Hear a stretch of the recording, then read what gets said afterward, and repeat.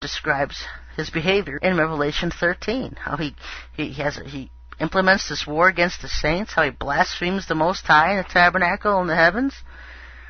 And that's why, because he's coming after the 144,000 for the welcome party they had for him, and for all his other destruction, everything he's gone through. Our list that we have, the fun things to do as a warrior for the Most High, we've destroyed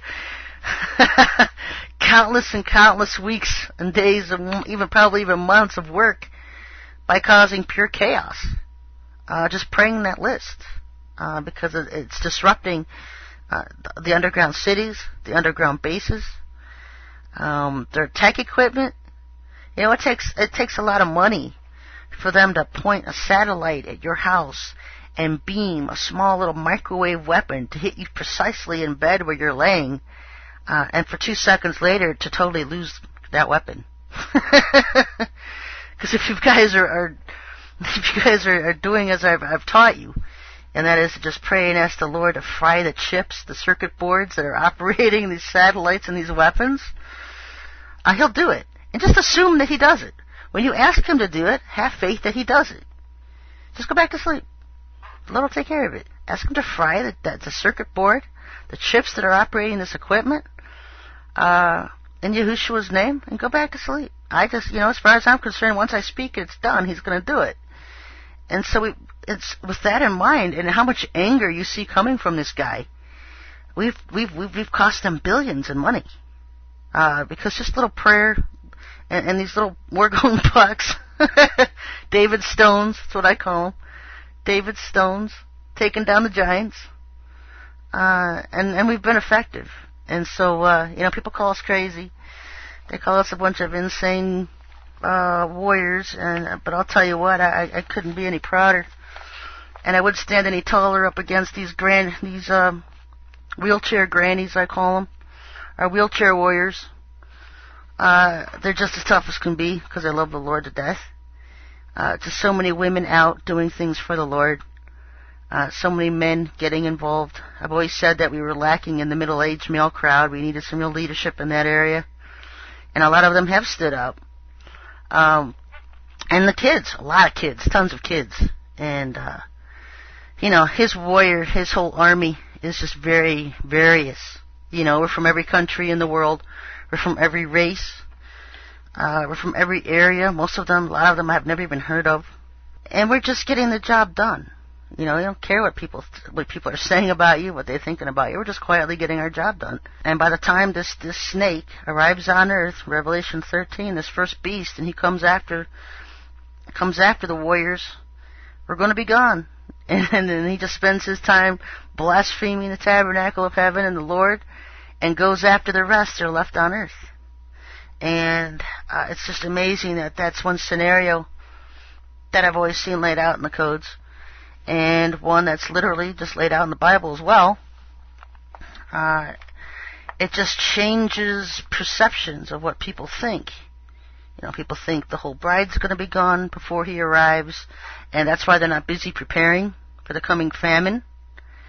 And I've warned about this famine. I've warned about it coming because it's a forged famine. It's a created famine by our government. It's not something that's being caused by droughts those will be causes. But let it be known there are weather weapons causing that. The famine that's coming is not one in judgment from the Most High Himself against our country, even though we probably deserve it anyway, because our country is evil and ripe for judgment.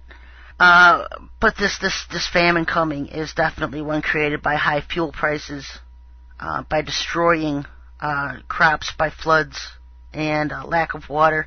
You go out west, and I warn anybody on the East Coast or the Midwest, do not plan water vacations out west.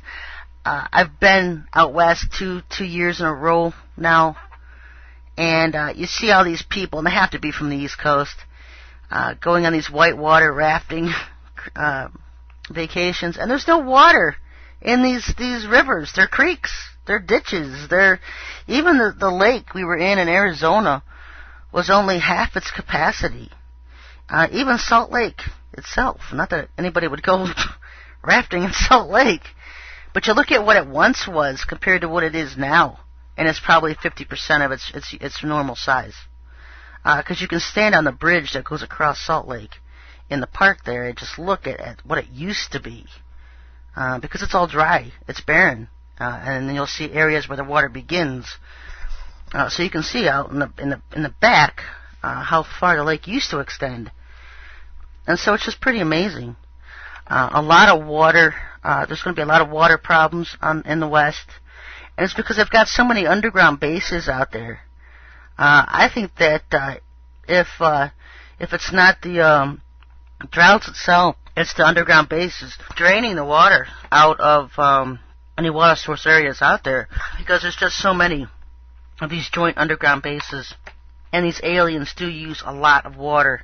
And so I've done what I can going out there and orgoning particular water sources. It's up to you guys to get the rest. Plenty of water on the East Coast, not having a water problem out here, but having a problem getting orgone in all the water that's out here. We need people to stand up and get rivers and lakes that are out here. I hear from people all the time complaining about chemtrails. Folks, get water. Get orgone in the water in your areas, that the clouds pull that orgone up into them, and when it rains, it'll rain back down on the earth. And get the underground bases that way. And then not only just that, but blocking chemtrails. Best place to put it's in the water, because it'll quickly absorb into the atmosphere, and it'll block chemtrails from hitting areas. I need more people to stand up in Michigan. Flint, Michigan, and some of those real heavily populated Muslim areas out in Michigan we need to target, because they will be the ones implemental in the coming chaos to America. I see a lot of chaos coming here, and that's two of the things that I've talked about tonight. Causing that is the attack on free speech and the attack on the internet. Both of those things coming within months of each other. Also, this war with Iran coming. I wouldn't think of it as a war with Iran as much as I would think of it as a war to destroy Jerusalem. Keep your eyes on that, because it's Jerusalem that's going to take the hits. Because that's their main focus in the last days, is getting control of Jerusalem.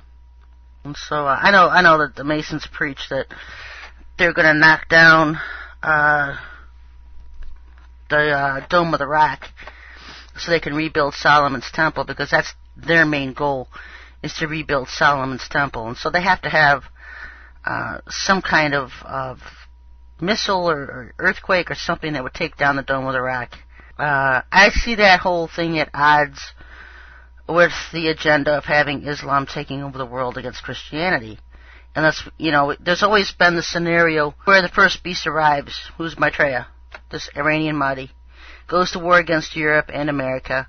You see all of the West at war with Islam, and eventually this Maitreya dies, and then Jesus arrives. Antichrist number 2, basically, he's the second beast, and then he establishes Israel as the capital of the world or whatever. It can happen in various ways, folks, and don't leave out Bush, and don't leave out Gore, because they're also play. The president of Babylon will play as one of the beasts in the scenario of the last days. Bush will be transformed. Al Gore practically already is. If you look at the guy, he glows. And it's not a holy glow you see from Al Gore, as he's snorting too much white monoatomic gold. Him and Bush both, big white monoatomic gold snorters. And so, either way, the future of America looks bleak.